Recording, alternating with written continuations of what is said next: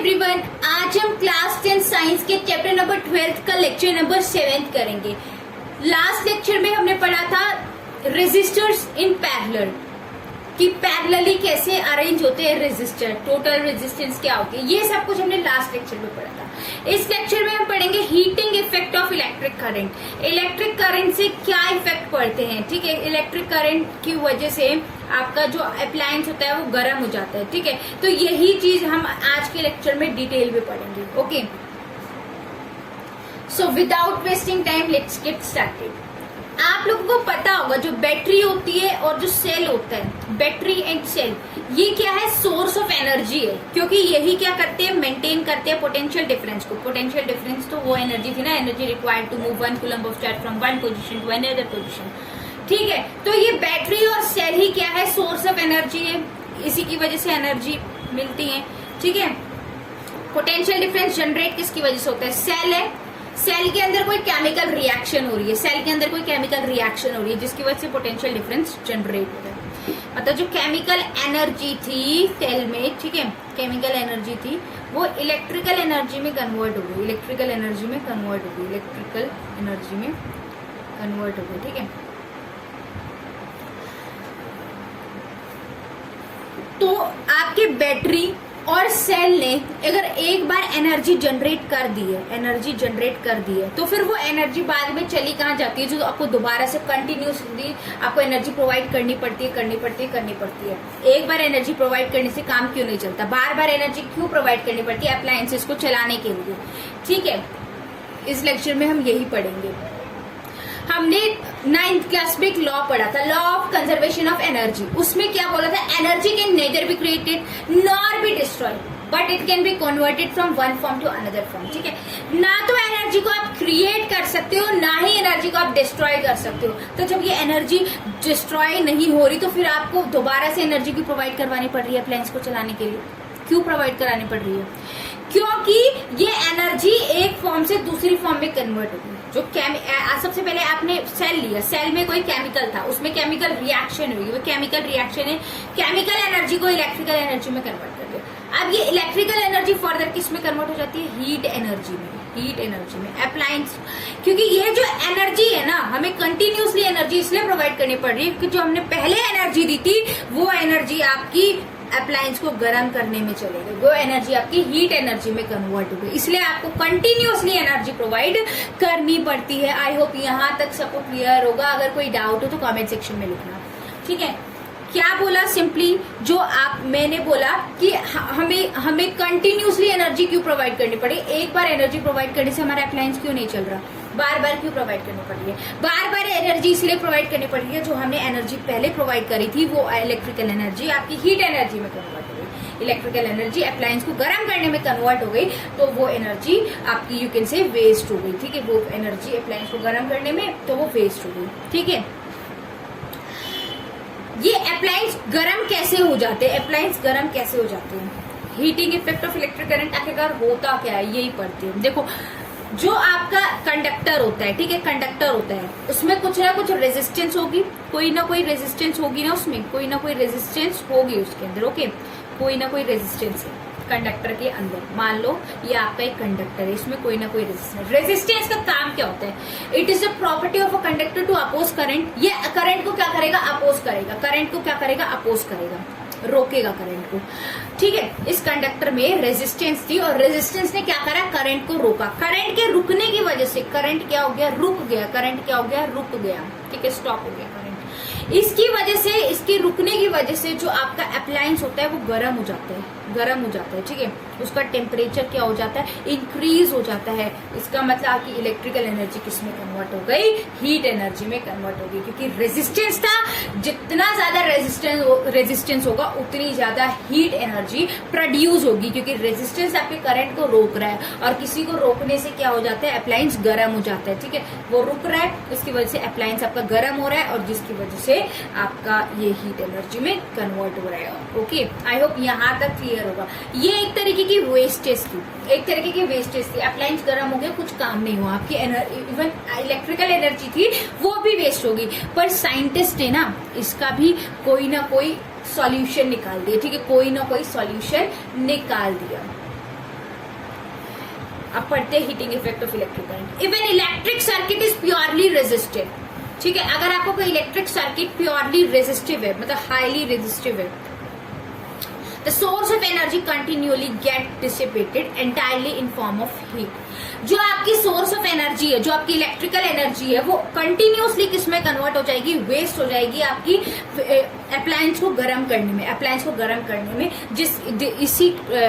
इसी फिनोमिना को जानते हैं, इसी फिनोमिना को heating effect of electric current के नाम से जाना जाता है। ठीक है, आई होप सबको यहाँ तक क्लियर हो गया होगा, क्योंकि जितनी ज्यादा रेजिस्टेंस होगी ना, जितनी ज्यादा रेजिस्टेंस होगी उतना ज्यादा करंट रुकेगा, और करंट के रुकने से एनर्जी आपकी वेस्ट हो रही है। ठीक है, एनर्जी आपकी वेस्ट हो रही है, वो हीट अप्लायंस को गर्म करने में वो कन्वर्ट हो गई। ठीक है, पर ये वेस्ट हो रहा था, इससे बहुत नुकसान हो रहा था, इसलिए साइंटिस्ट ने इसका भी कोई ना कोई सॉल्यूशन निकाला, और वो जो अप्लायंस आपका गर्म हो रहा है उसकी वजह से भी कुछ ना कुछ काम होने लग गए। जैसे आपका इलेक्ट्रिक टोस्टर है, वो गर्म होके क्या करता है, ब्रेड को टोस्ट कर देता है।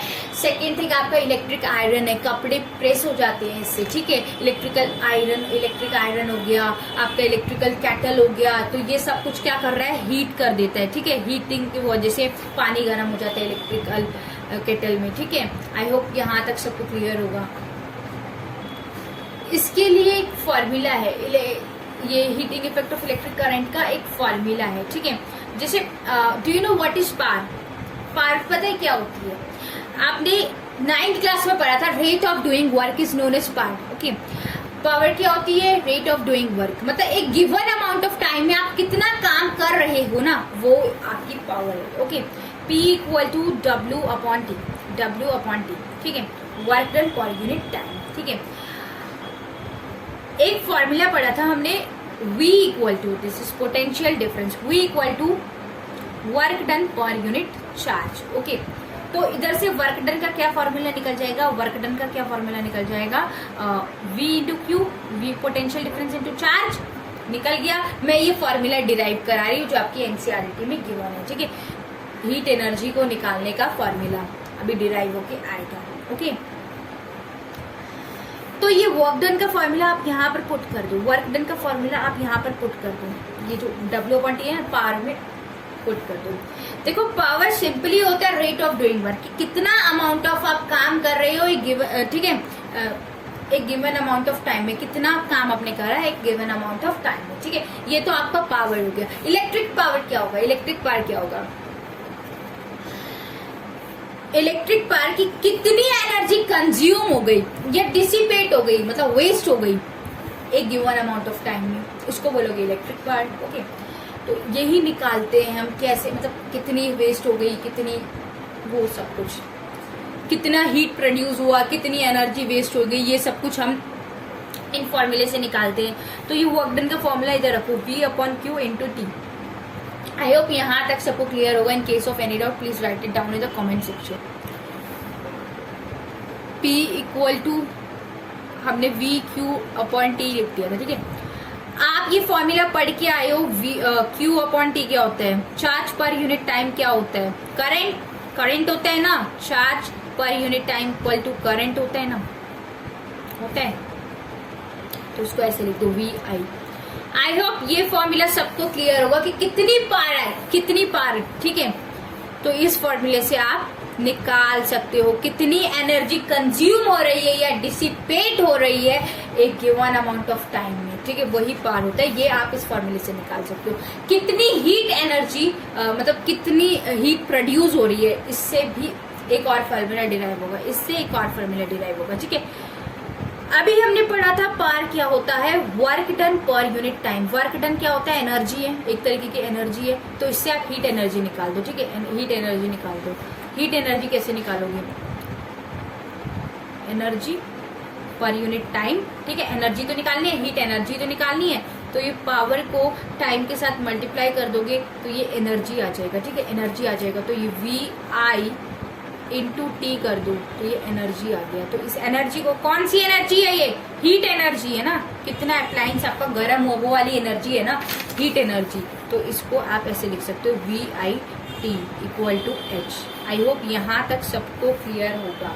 ठीक है, कैपिटल T नहीं लिखते, capital T is for temperature and small t is for time. Okay, I hope यहाँ तक सबको क्लियर होगा। ये VIT, इससे हम जूल्स लॉ ऑफ हीटिंग भी पढ़ेंगे, इसी फॉर्मूले से हम जूल्स लॉ ऑफ हीटिंग भी पढ़ेंगे। H इक्वल टू, आप इसको ऐसे भी लिख सकते हो, V को आप ऐसे भी लिख सकते हो। V इक्वल टू क्या होता है, V equal to IR by ohm's law.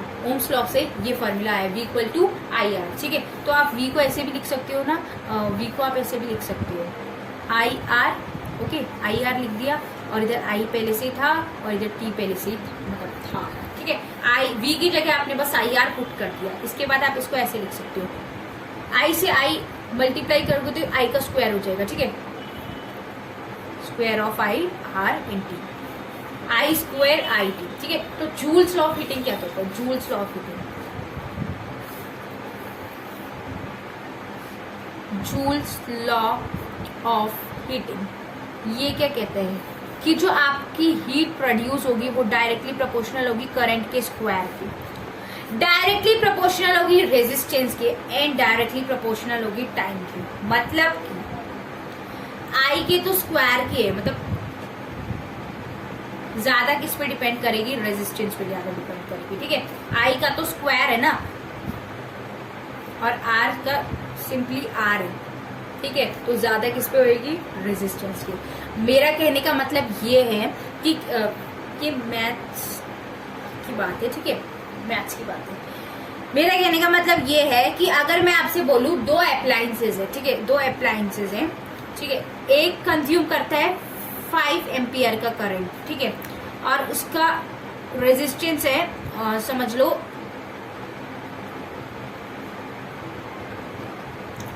6 ओम। ठीक है, 6 ओम है, समझ लो बोले मैंने। ये फर्स्ट अप्लायंस है। सेकंड अप्लायंस है वो कंज्यूम करता है उस, ठीक है, 6 एम्पियर करंट, 6 एम्पियर करंट, और उसका रेजिस्टेंस कितना है,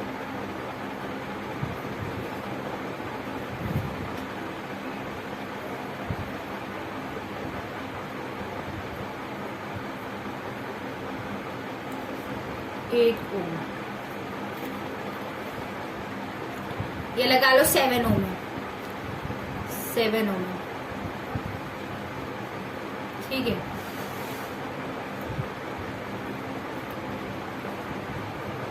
तो इन दोनों अप्लायंस में से आपको बताना है कि करंट किस में ज्यादा जनरेट होगा, सॉरी हीट किस में ज्यादा प्रोड्यूस होगी। तो आप सिंपली बोलो कि सेकंड अप्लायंस में। क्यों? क्योंकि आई जिसका ज्यादा होगा उसमें ज्यादा हीट प्रोड्यूस होगी, जिसका आर ज्यादा होगा उसमें भी ज्यादा हीट प्रोड्यूस होगी। इसका तो दोनों ज्यादा था ना, सेकंड अप्लायंस का करंट भी ज्यादा प्रोड्यूस हो रहा है इसमें और रेजिस्टेंस भी ज्यादा है। तो जूल्स लॉ ऑफ हीटिंग तो यही कहते हैं ना कि जो H है वो डायरेक्टली प्रोपोर्शनल है आई के स्क्वायर के, H is directly proportional to R। तो इस सेकंड अप्लायंस, क्योंकि सेकंड का दोनों ही ज्यादा है, तो सेकंड अप्लायंस में आपको क्या होगा, हीट ज्यादा प्रोड्यूस होगी। आई होप यहाँ तक सबको क्लियर हो। सेकेंड क्वेश्चन क्या है? सेकेंड क्वेश्चन है आपका कि एक अप्लायंस है, ठीक है, एक अप्लायंस है जिसमें 6 एम्पियर करंट जनरेट होता है, 6 एम्पियर। ध्यान से क्वेश्चन देखना। और रेजिस्टेंस उसकी कितनी है? रेजिस्टेंस उसकी 6 ओम ही मान लो, ठीक है।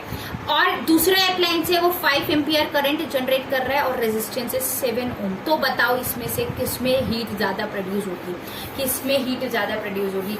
H equal to I square RT formula होता है, ठीक है, H equal to I square RT। तो जिसका I ज्यादा होगा उसमें करंट ज्यादा प्रोड्यूस होगा, हीट ज्यादा प्रोड्यूस होगी। जिसका R ज्यादा होगा उसमें ज्यादा प्रोड्यूस होगी। तो इन दोनों अप्लायंस में से एक फर्स्ट अप्लायंस उसमें करंट इतना है और रेजिस्टेंस इतनी है, सेकंड अप्लायंस उसमें करंट इतना है और रेजिस्टेंस इतनी है। तो बताओ किसमें ज्यादा हीट प्रोड्यूस होगी? देखा जाए तो सेकंड वाले में आपका रेजिस्टेंस तो ज्यादा है, रेजिस्टेंस तो ज्यादा है पर करंट कम है, और फर्स्ट वाले में आपकी रेजिस्टेंस कम है पर करंट ज्यादा है। तो कंफ्यूज हो रहे होगे। तो मैंने बताया था कि सबसे पहले हम रेजिस्टेंस को देखते हैं, क्योंकि करंट के तो स्क्वायर जब होएगा ना, जब 2 गुना, मतलब 2 गुना क्या, जब स्क्वायर के टाइम्स होगा तब जाके हीट पे इफेक्ट डालेगा। पर रेजिस्टेंस का तो सिंपली डाल रहे हैं ना इफेक्ट, रेजिस्टेंस का तो सिंपली इफेक्ट डाल रहे हैं विदाउट एनी स्क्वायर। तो देखते हैं जिसका अगर ऐसे क्वेश्चन आते हैं तो जिसका रेजिस्टेंस ज्यादा होता है ना उसमें ही ज्यादा हीट प्रोड्यूस होती है। आई होप यहाँ तक क्लियर होगा। मैंने जब आपको थ्योरेटिकली भी बताया था ये आपको with the help of mathematic equation आपको ये समझ आ गया होगा, पर थ्योरेटिकली कभी भी क्या बताया था कि जितनी ज्यादा रेजिस्टेंस होगी उतना ज्यादा करंट को रोकेगा, और जितना ज्यादा करंट